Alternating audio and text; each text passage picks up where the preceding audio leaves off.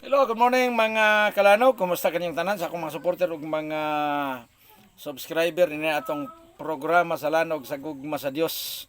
So, kumusta kanyang tanan sa akong mga supporter ug sa ako nga mga subscriber niining atong Lanog sa Gugma sa Dios. Diin sunod niining atong mga alawiton ug sa mga mensahe nga atong gipaabot dinhi sa ato nga YouTube.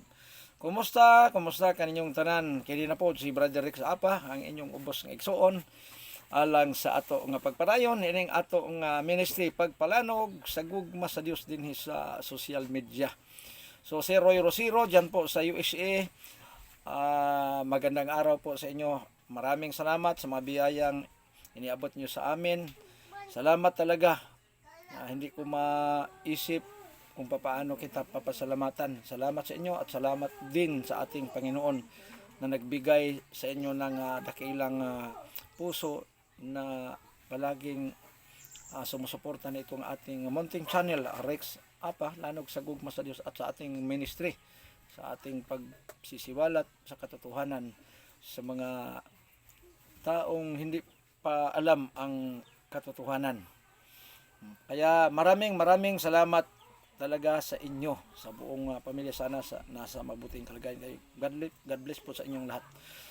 So nini atong video mga kalanog, doon na lang tayo hisgutan nga gamay nga atong i-topic din sa atong hisgutan karon. Tungod kay doon naman ko'y mga tao nga doon ay mga pangutana, pero bisan kini di man kay importante, pero basig masugatan na to. Doon ay nangutana, kabahin sa inahan kuno sa yawa. No, kinsa kuno ang inahan sa yawa. Una akong tubag, dili po ko makapasalig kay di man gud mi close anang yawa. Nganong nangita ka ni siya sa inahan sa yawa nga naa man jud inahan ni Kristo. Unya si Kristo ang manluluwas, buhat 4:11, wala na laing pangalan sa ilalom sa landog sa langit nga makaluwas ang pangalan ni Kristo. So dapat ilang susihon kung kinsa ang ina ni Kristo, pero mo lagi na nasusi man nila. Ang ilan na pong gipangita, ang inahan na po siyawa. Matod pa sa akong basir sa akong mga reels, no? So mo nga kinsa kuno ang inan sa yawa niya mga kalanog. Kana nga pangutana, nindot ba kayo? Maski na ko gusto po kong mahibalo unta og kinsa ang inan sa yawa. Pero kung imong tan-awon ang Biblia, do naman ko'y limit matod pa sa prinsipyo sa mga baptist. Saludo ko sa mga baptist tungod kay ang ilang prinsipyo, if the Bible speak, we speak. But if the Bible silent, we are silent.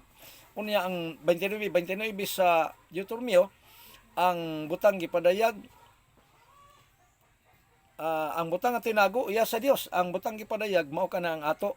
So sa Biblia, mga kalanog, wa man ko'y gipadayag nga naay inahan ang yawa. Kay kung naay inahan ang yawa, managmit, mangutana na pud tagsunod, kinsay inahan sa yawa, amahan sa yawa. Kay di man matabang mabitaw si Kristo na man jud inahan, mo nang naa jud si amahan, no? Una diya na sa pagkatao. Mo nang si Satanas ang yawa wa gyud siya inahan kay wa man siya matao. Mo nang si Kristo kay natao man gyud siya, so naa siya inahan. Pero ang nakaparat lang ini mga RCC, mga kalanog, kay ilang giisip nga si Maria equivalent og power sa Dios, kay ngano man inahan kuno sa Dios. Munay dakong sayop sa ilang panguna-una mga kalanog. Ano man? Kay kung ang Dios na ay inahan, so ang Dios dili na siya Dios. Muna nga ang naay inahan, ang Dios nga nagpakatao, si Kristo. Muna nga si Kristo do na siya ay duha ka kahimtang sa iyang pagka-Dios ug sa iyang pagkatao. Si Maria iyang inahan sa pagkatao, dili kay inahan sa pagka-Dios. Mao na nga ang Dios manggod wala man guna siya sinugdan. Yang anong matao man siya. O nang basahan ninyo ang Juan 1:1, sa sinugdan mao ang pulong ug ang Dios kauban sa pulong ug Dios ang pulong. Mao na nga wala siya sinugdanan. Si Kristo natao man, so do na siya ay kahimtang sa pagkatao ug ang iyang inahan sa iyang pagkatao mao si Maria. Mao nang ingon ang Lucas nga bulahan si Maria. Tinuoy bulahan kay siya ang gigamit, pero dili bulahan tungod kay siya nitupong og gahom sa Dios. Kay usahay magpalaban naman ning uban nga moampo na magpatabang namang Maria. Unya og imong tan-awon si Maria nagampo pod sa Ginoo. Buhat 1:14 si Maria gubang mababayg mga apostoles na nagampo ngadto sa Dios. Mo nang moampo ka kang Maria, mura kag di ka maong moampo.